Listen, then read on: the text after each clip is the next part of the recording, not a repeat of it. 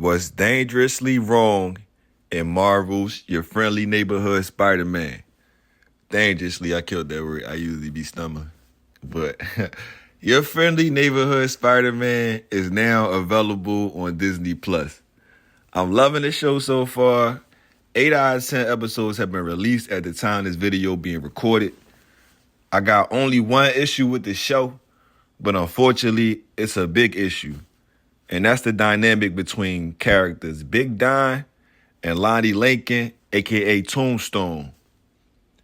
Lonnie is from the hood, Harlem to be exact, but he attends a prestigious high school named Midtown in a much better neighborhood than where he lives. Similar to the show All-American, he's the star of the football team with strong aspirations of playing college ball and even going pro. Lonnie a good kid. Even though his home life isn't ideal as his classmates at Midtown, he's always in good spirits and tries to do the right things.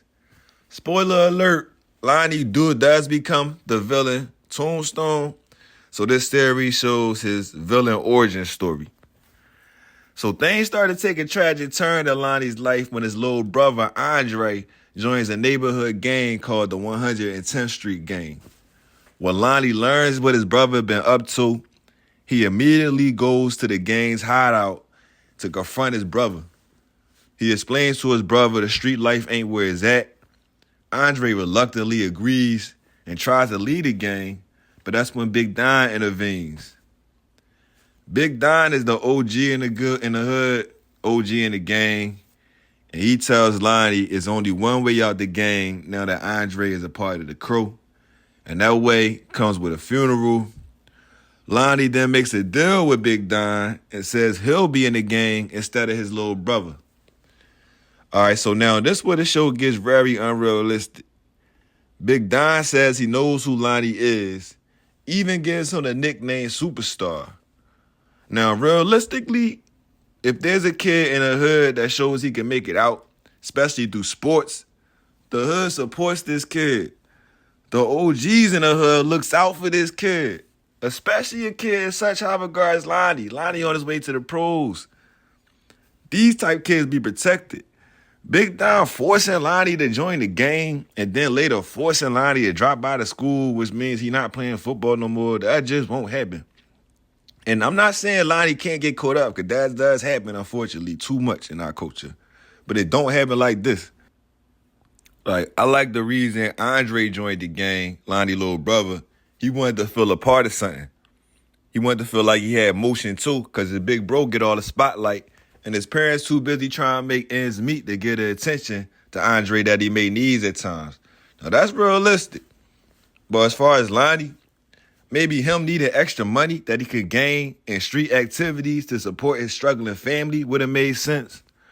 Or maybe Andre owes Big Don money, and now it's Lonnie debt.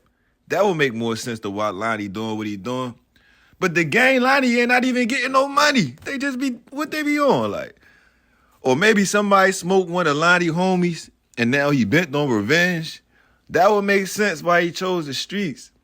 But an OG in the neighborhood making him join? That don't make no sense. I never seen that or never heard of that. Like, if they wanted to make Big Don look like something, there's many cases where OGs would look out for kids then expect something in return, like extortion type situations. That would have made sense as well, being as though Lonnie's family is not well off financially, as was expressed heavily in the show. But for people that doesn't have an idea what really happens in the hood, this is a very irresponsible take on this familiar story from us that's in the ghetto that's seen this story too many times. It's irresponsible because it doesn't show one of the great things about the hood. A star athlete with a real chance to go pro is one of the rare occasions it's automatic that kid receives love and support from an otherwise rough and unsupportive place. Marvel dropped the ball heavy with this one, man. But other than that, it's a great show. I'm enjoying watching it. I ain't really tripping too much because Marvel usually on point with inclusion and diversity. But this is an example of how we need people that's really from the culture to be in these rooms, especially when they try and tell our story. Not just people that's black, but people that's from these places that they try and represent. And in this case, the hood or the ghetto. But make sure y'all check out Your Friendly Neighborhood Spider-Man on Disney+.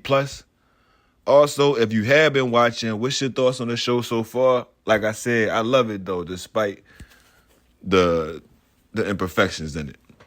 Anyway, don't forget to like and subscribe. I'm about to work now. Clock going. I don't want to do this shit, yo. Help a nigga out. YA.